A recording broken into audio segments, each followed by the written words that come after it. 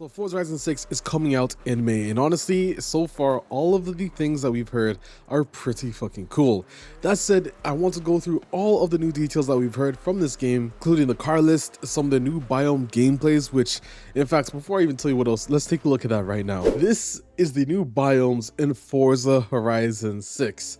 Now, you get a very good look at the map, and honestly, I think it's fair to say that this is going to be the best Forza Horizon map of all time. In fact, you could go as far to say as it might actually be one of the best open world racing game maps of all time as well. Just looking at all of the biomes, I do hope that they show some cityscape as well, but I don't think it's in this video. Maybe they'll have a dedicated video for it later.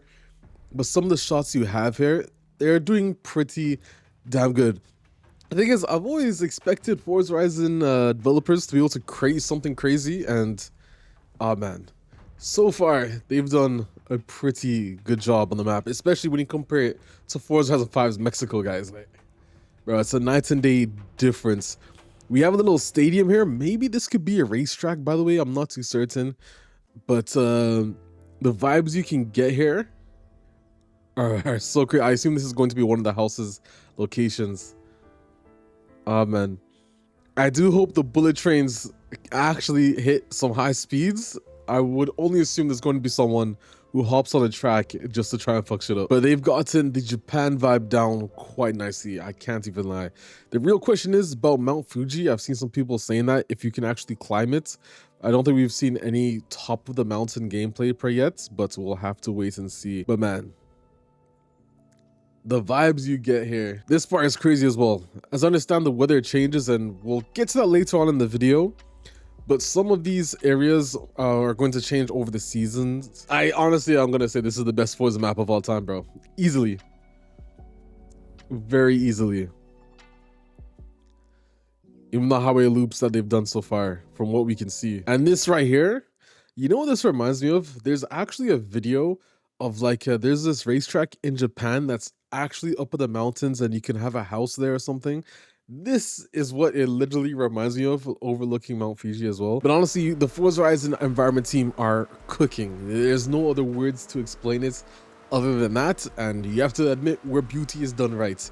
Now let's talk about the car list so far in Forza Horizon 6. So here's the car list for Forza Horizon 6 so far.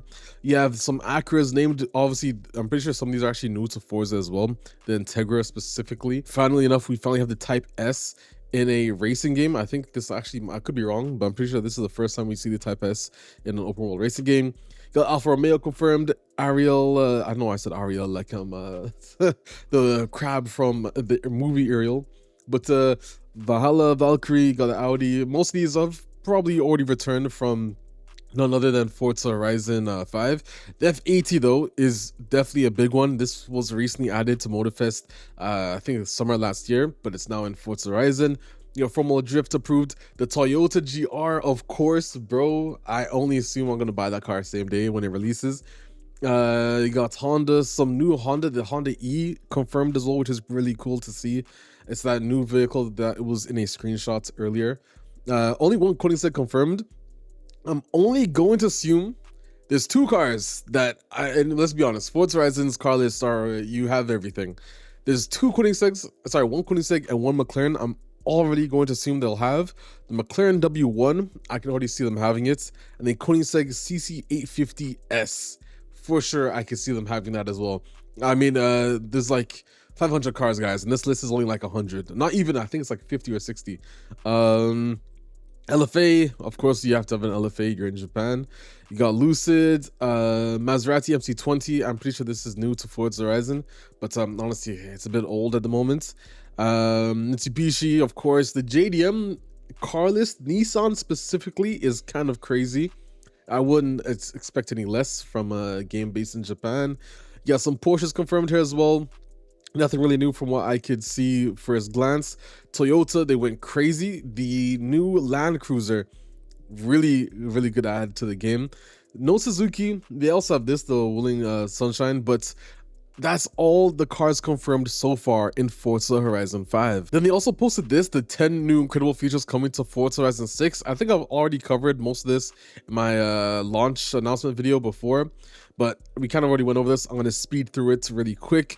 The snow all year round, certain areas of the map are going to change, but of course, that said, there's this area which is actually akin to real life as well. So they've done a really good job at recreating. I think a lot of people's fears, especially after seeing what happened with Mexico, is can Forza Horizon do Japan justice? And honestly, I think they're doing a pretty good job so far at doing so. Yeah, the Forza Horizon Rush, honestly, me personally, I don't really care much about this part. I've played Forza Horizon a little bit differently, but the car meet spots, for sure. Crazy feature, can't wait for that.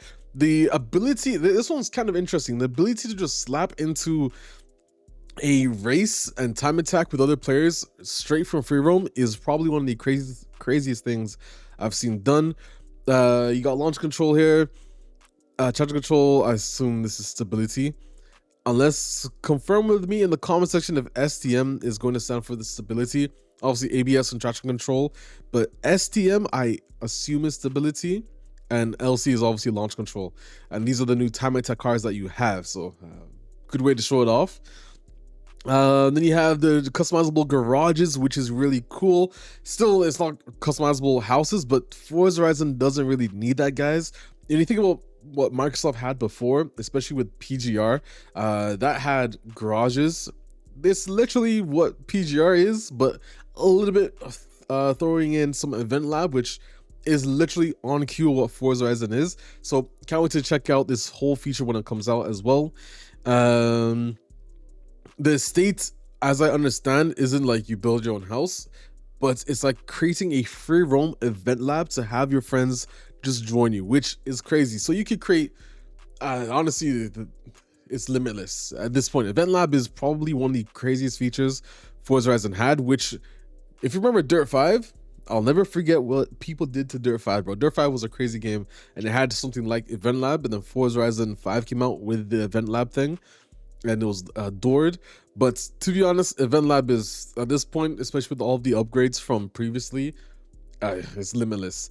Anyways, aftermarket cars you're gonna capture, I assume it's kind of like the farm collections that you had, the farm finds. I forgot what they're called, barn finds. There we go, barn finds. And Forza Horizon, the proximity, not really much of a big deal for people, but I think people who take racing a lot more seriously and play cockpit might enjoy this a lot more. Updated car sounds is pretty cool as well though.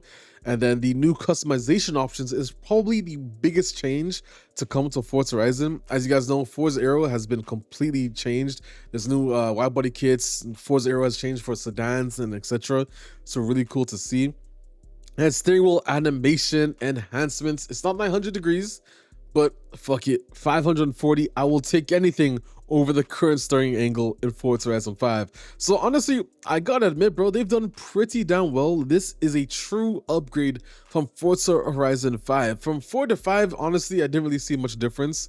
It was like a new map, which honestly, I think Forza Horizon 4's map was better than 5.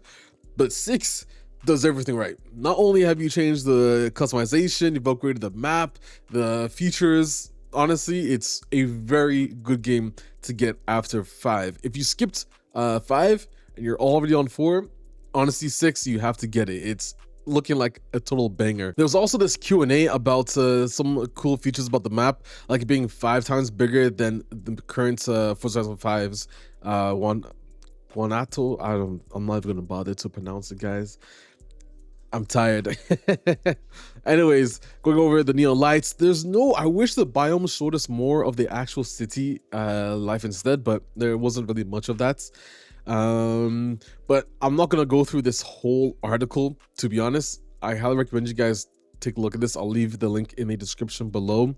But there is going to be more dramatic seasonal variations than seen in Mexico, which is really cool to see. We've already kind of covered that with the landscape changes and everything like so.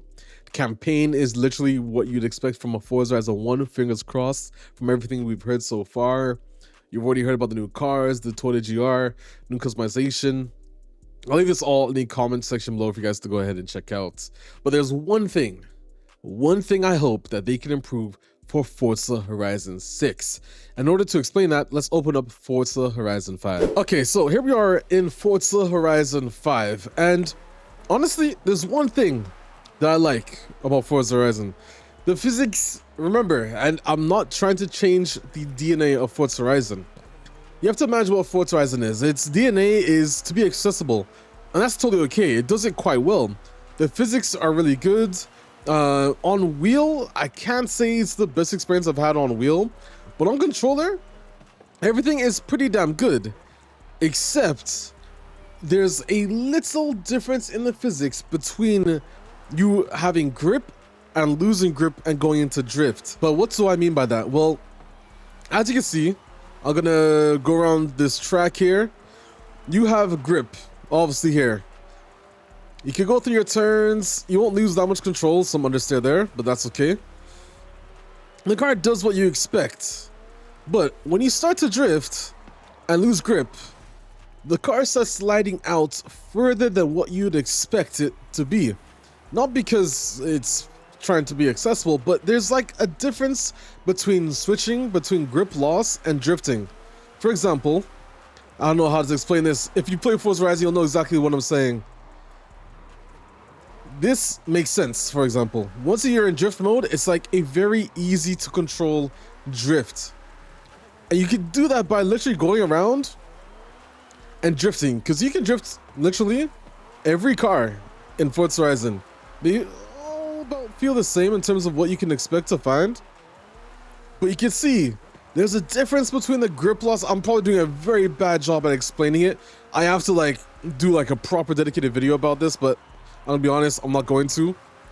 I think if you know what I'm talking about, it's one of those if you know, you know type of things. But it's that transition between grip loss and drifting. And it's solely in the game to make drifting accessible and help players be able to do it. Now, I'm not asking for them to make it harder, because that's not what Forza Horizon is supposed to do. But I would prefer if they could balance the transition between the drifting and the actual grip loss, because right now you can definitely sense it, like something like that.